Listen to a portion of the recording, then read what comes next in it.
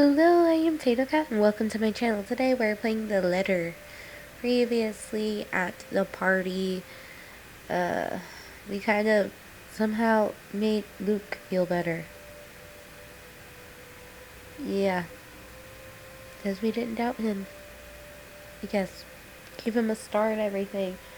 And then we saw this shadow lady ghost person, and at first we're like, wow, that's dangerous, let's stop that. But then we got distracted by being pissed off at Ashton, and then he took us home. That's pretty much where we left off. Alright, let's continue. Still, old habits die hard. It's late, and Ashton's... I keep losing my voice. It's late, and Ashton's flat is on the other side of the city. Irrational. My irritation might still rear its head every time I look at him right now, but I'm not too cruel to put him up on another long drive, especially when he still appears as if he hasn't gotten any rest. You can borrow the couch. Oh, nice. I throw the keys to my flat his way before a protest forms on his lips. Although he catches it with ease, he eyes it with a wary expression and shoots a puzzled glance my way. You haven't been forgiven. We're still going to have that talk, believe me. But I'm not about to send you out on another drive looking like that. It's late. Go get some rest. We're setting aside a lot of loose ends like this, but he appears to have accepted that reason. At least, in the meantime, he does give me another questioning glance when I shove past him, pulling my mobile in the process. Where are you going? I thought... You go ahead upstairs. I need to contact Professor Andrew. Andrew? Why would you... Ghost? He's a ghost professor? Oh, no. Please. Oh, shut up, Ashton. Shut your face, go sleep on my couch. Is this that thing Isabella said this morning? Again? Shut up. I already gave her my word, Becca. I'll look into this BRC crap. No need to drag the old guy into it. Of course. He's still skeptical. It makes one wonder if he's even seeing anything at all. Figures this curse will stay away from the scoffer. Yeah, that makes sense. The scoffer. Okay. That's like another British term or something. But this is another loose end tonight that I can't just leave alone. Ashton's belief notwithstanding. It just so happens that it's when I can delve into using means other than taking a look at the mansion itself. Ashton, do you really think I still give a shite after that stunt you pulled tonight? No, but this is... I've spent so many years with him to know this is about to turn into another argument. Before he could finish it, I cut him off with a firm raise of my hand. Look, I don't care. There are weird things happening around here. And yes, it's Isabella's brand of weird. Ghostly voices, strange sounds, and a bloody woman sitting at the back of my car. You don't have to believe me. And I no longer have the patience to convince you, so just leave me be, Ashton. He doesn't push it, growing quiet instead, although I know he has the whole case of it prepared inside his head. But there's a reluctant shift in his movement when he steps away from our conversation. Short of climbing the stairs, he stops, turns to face me with an expression almost too conflicted. Are you really sure? What? That there was something? That you've been, seeing things? Yep, pretty sure. Yes, I'm very, very certain. Now go. And you better not break anything in there. The last time I let you stay over, it was that statuette Belle gave me. You haven't even replaced that one. The last of my reprimand goes both unheard and unanswered as he disappears behind the stairs. If things aren't as strained, he might have quipped or two about that, followed by a light banter. Instead, for a long moment, I am left staring after him. There's something in the way he asked it that nags, coupled with his expression. The whole exchange just feels unsettling.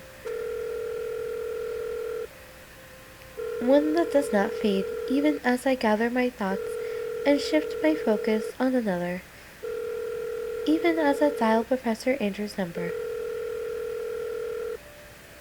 And that's when it clicks. During a long wait for Professor, one stray thought emerges from my unease. Ashton has not intended for his question to be a jibe. It's concern. For what, though?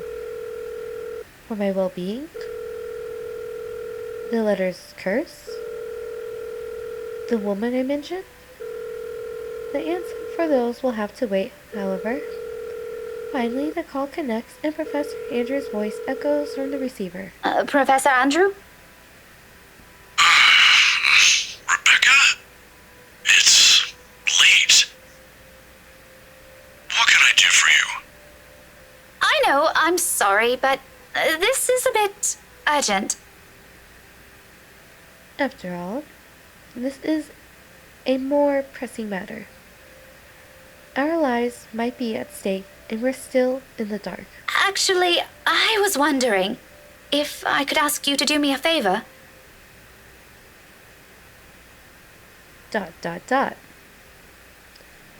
October 30th. Professor Andrew has agreed to meet me 2 days later in front of Luxbourne Public Library.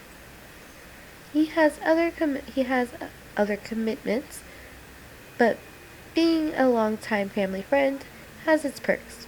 I have my parents' connections to thank for that.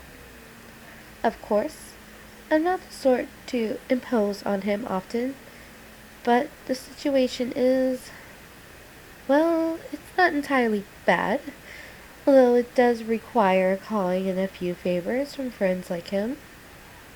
Without his signature, I won't be able to gain access to the library's restricted section. If I want to get more in-depth information on the Ermengarde Mansion, that is, not simply what they choose to show to the general public. As much as I hate to admit it, there's always something people censor, and whatever it is, I won't ever find it in the general sections. It has to be what they're keeping here, beyond the public eye. The thought of that alone makes me antsy. Thankfully, I don't have to brood over it, and I assume as soon as we get to this section of the library and we're about to figure it out, it's going to make me switch characters again. The wait for the professor doesn't last long. He never did enjoy making people wait.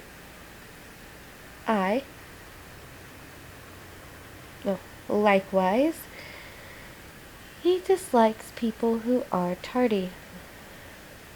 He arrives 5 minutes after I do, greeting me with that kind smile and casual wave of his hand. I haven't seen him in so long, but it appears he hasn't changed much. His familiar presence alone is enough for a fond smile to spread across my face. Professor Andrew. Rebecca! Didn't I say long ago you can drop the professor? You know I can't possibly do that. Even if I can, it feels disrespectful to call you by your name alone. Both you and Ashton never listen to this old man. Kids these days. All right, but just for today, since you're doing me a huge favor, Andrew. I guess you simply can't have it all, even at this old age. But pleasantries aren't what we're here for, yes? You mentioned you needed a permit. Yes, sir, if that's okay with you. More than fine. Anything in pursuit of knowledge, as they say. He hands me the permit without further prompting. Ooh, look how fancy. Luxborn City Archives. Authorization. Slip.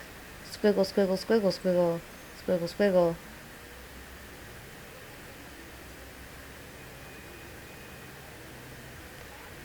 And just like he promised, he's also written a recommendation after his signature. This is more than enough to get me to those files. I monitor small things before slipping it into my pockets.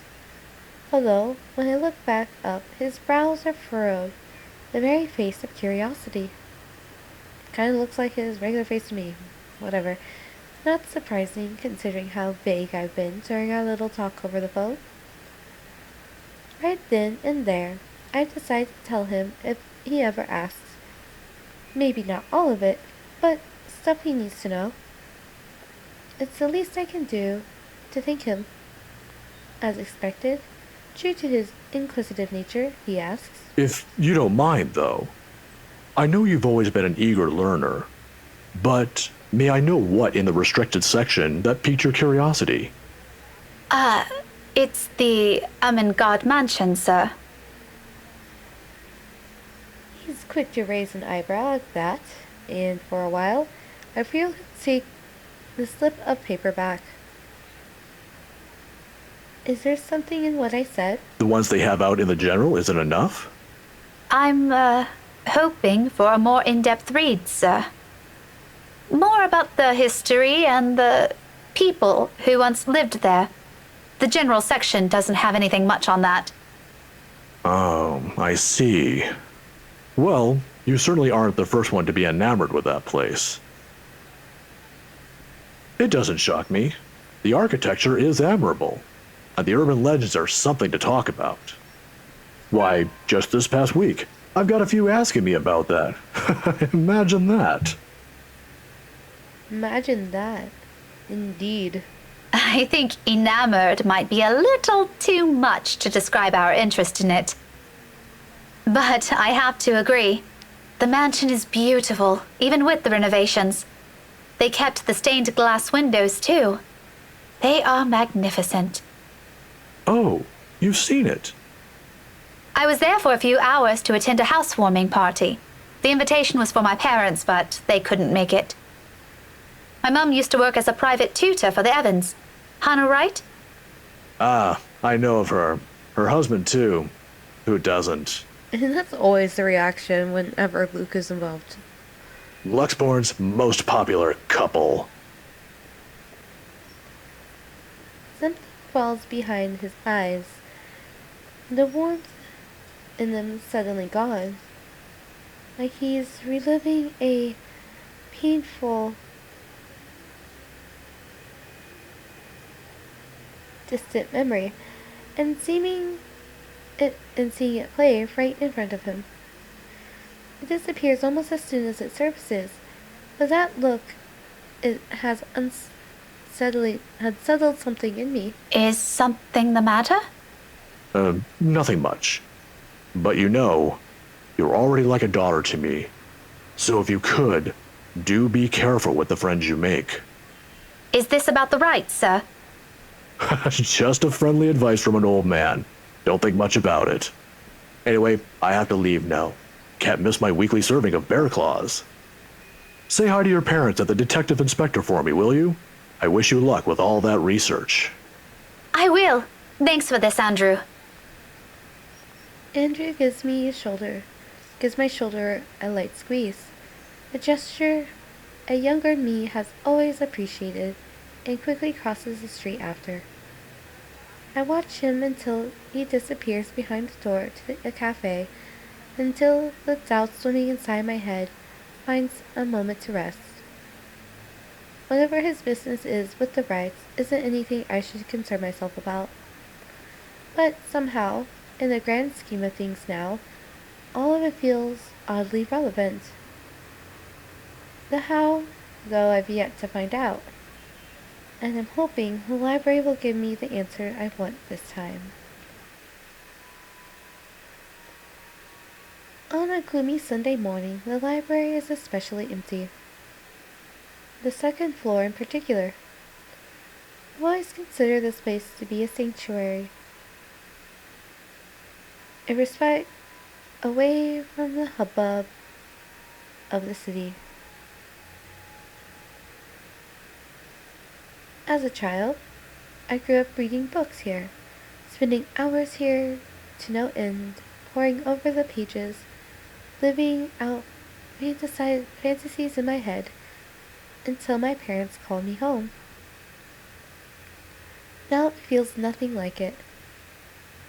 The silence is smothering, suffocating, even with how clean they kept the microfiche room, how the entire smell of it lacks a speck of dust or clutter. Breathing is a struggle for air. Not far into my stay, I began to long for the noise outside, and perhaps as a way to calm this unease, I'd start to hum a tune. Imagine that. Out of all the tunes she starts to hum, she has to hum that one. Why, of all things, it has to be that silly nursery rhyme. I'm not an inkling. It does its job, however. It fills the lull with something far less awkward, far less deafening, and that is enough for a distraction. I have business here. No time for silly daydreaming, only important work to attend to. Even if there's a possibility of it being fruitless by some means, it's like I have to do it, if not for me, then for the people who has been affected by this, what do we even call this?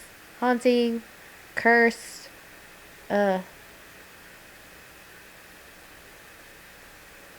situation?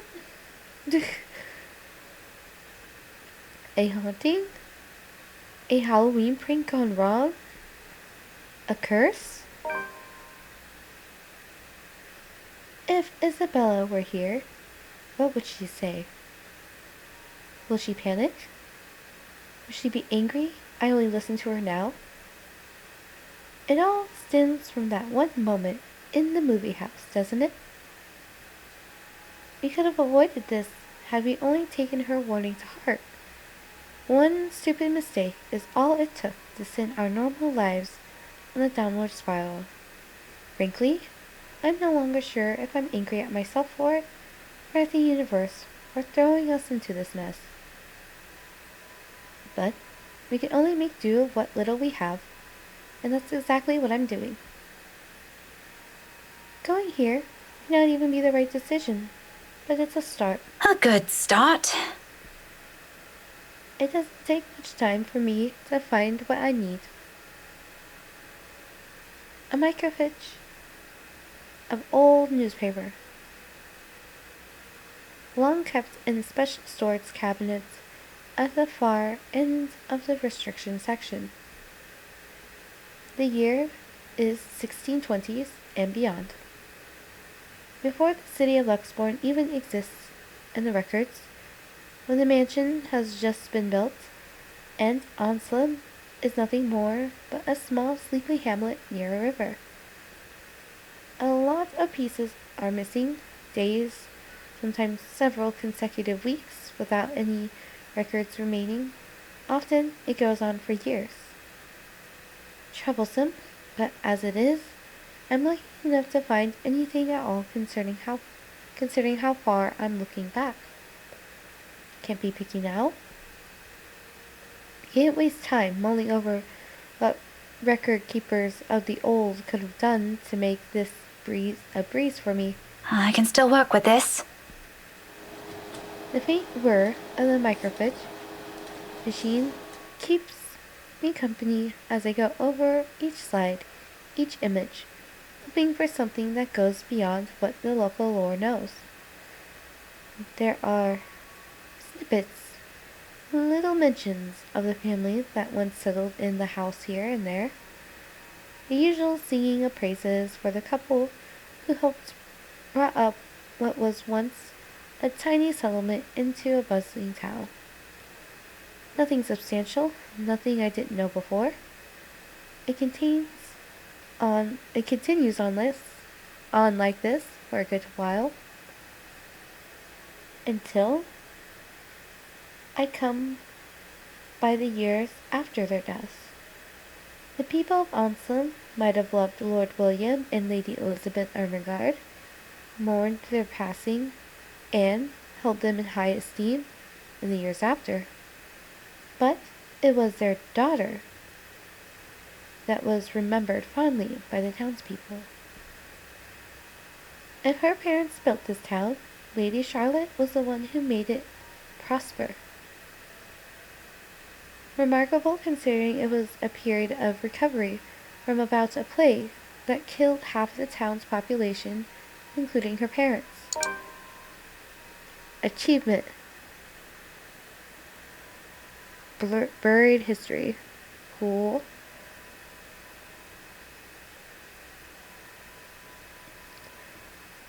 What a surprise.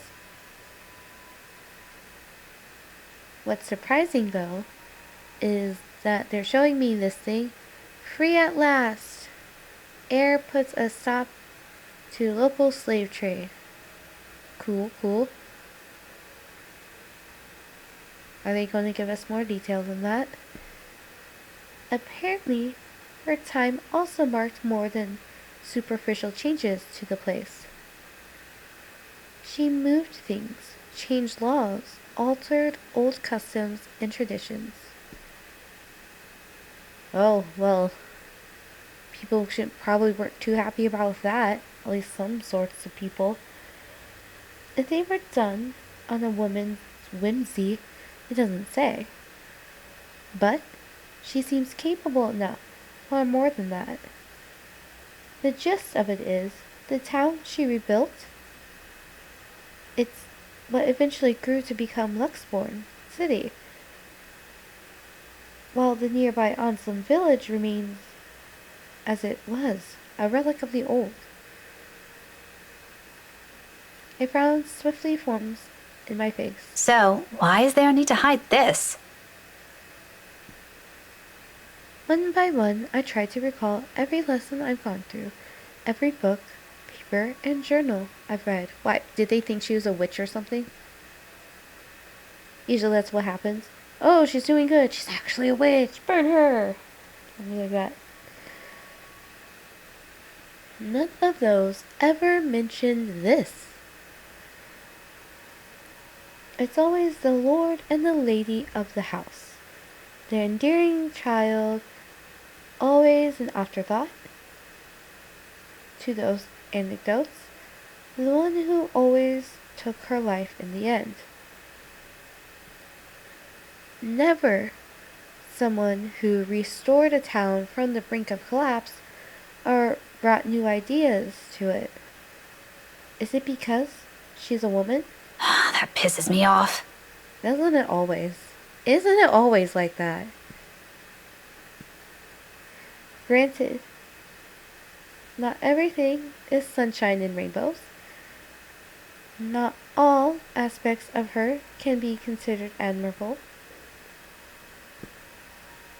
But this is history. Some parts are bound to naturally delve into unpleasant territory, whether I like it or not.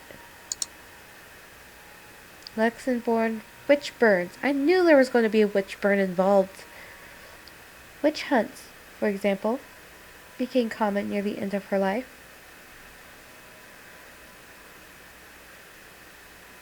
Which would have been completely unremarkable and might have gone to become a mere footnote in history if it didn't involve Lady Charlotte and the very slave she saved.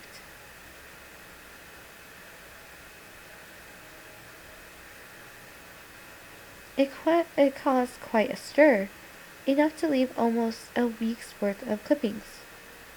The girl was eventually burned, condemned by an entire town, at the word of Lady Charlotte alone. But this doesn't really have anything to do with this curse, does it? Unless that woman following us and this slave are the same person. A tale of revenge? How cliche. I mean, if there's a ghost involved, usually a tale of revenge would be involved, right? I mean, you're not going to stick around because you're like, well, my life was awesome. Did all the stuff I wanted to do. Died normally. But you know what? I'm just gonna go around trying to murder people as a ghost in my ghosty form. No, it's not usually how it works. Usually revenge is involved.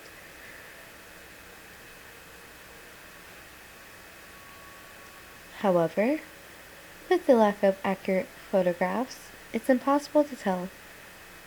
Maybe if I squint, the illustration would start to resemble her? But in my field, it doesn't work that way. It shouldn't work that way. I'll be the laughing stock of the community. This isn't going anywhere. Well, we know that Lady Ermengarde wasn't some chick who was simply depressed and offed herself. Before that, she was like this hero lady person. And then suddenly she ended up killing the person she saved. And then she died. So that's some info. Mentally exhausted, I take a careful step away from the screen, pressing a palm to my tired eyes. The lack of ample light in this area doesn't help. A headache already threatens to form at the back of my head, yet I'm nowhere near figuring things out. This is simply too much to take in all at once. I should have asked for someone's help. Now, I'm at a dead end. I start gathering everything around me and placing them back in their respective envelopes for storage. The motion's no longer new after volunteering here a number of times. I didn't make much mess anyway, considering the lack of materials available to begin with. I'll have to look somewhere else. The where remains unknown though. But just as I'm about to slip the last slide, something catches my attention. Oh?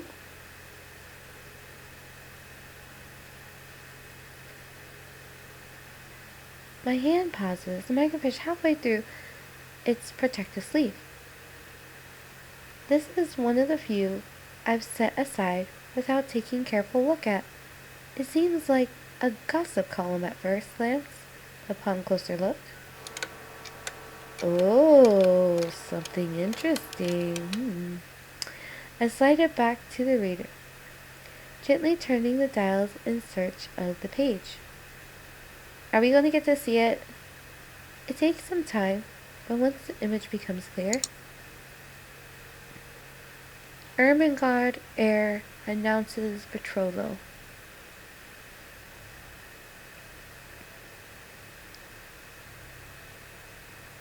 They must have had this drawing commissioned for this announcement. I don't doubt it. The details are far more intricate, their likeness likely closer to how they might have appeared at the time. They're both recognizable this way, closer to those paintings I've seen in the mansion. However, it's the man standing beside her, Edward Godfrey, according to the article that caught my attention previously. Her first cousin, and eventually her fiancé. Maybe it's the posture, the manner in which he holds himself, or maybe it's the shape of his eyes. Though, I can't be too certain about that until I've gotten a better reference. Oh, what is she gonna find out? We'll figure it out in the next episode. I am Tato Cat. Have a wonderful morning, evening, afternoon.